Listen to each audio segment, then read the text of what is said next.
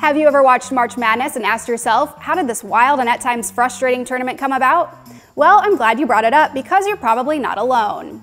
Let's take a look at the timeline of how the big dance came to be, well, the big dance.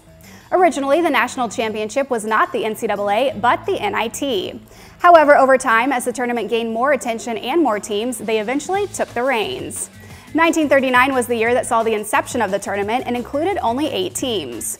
Oregon was the school that took it all, taking down Ohio State 46-33.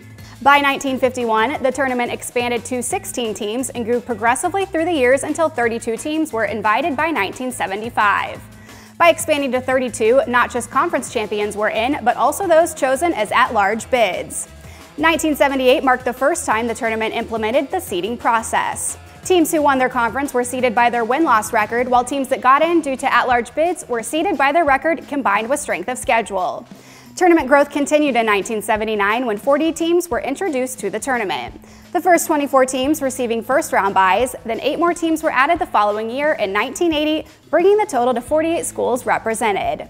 In 1985, the tournament started to look a lot like it does today at 64 teams, 30 teams qualifying automatically, while 34 receiving at-large bids. The winner of the first bracket of 64 went to Villanova, who was seeded 8th and beat number 1 seeded Georgetown 66-64. 2001 brought about the most recent change when a 65th team was added due to the addition of the Mountain West Conference taking up another automatic bid. Because of the uneven number of teams, a play-in game was created where 2 schools from smaller conferences play, the winner making up one of the 16th seeds. Teams are then divided into 4 regions, the East, South, Midwest, and West, with 16 teams represented in each. By 2005, the NCAA tournament became the most popular sports betting event next to the Super Bowl.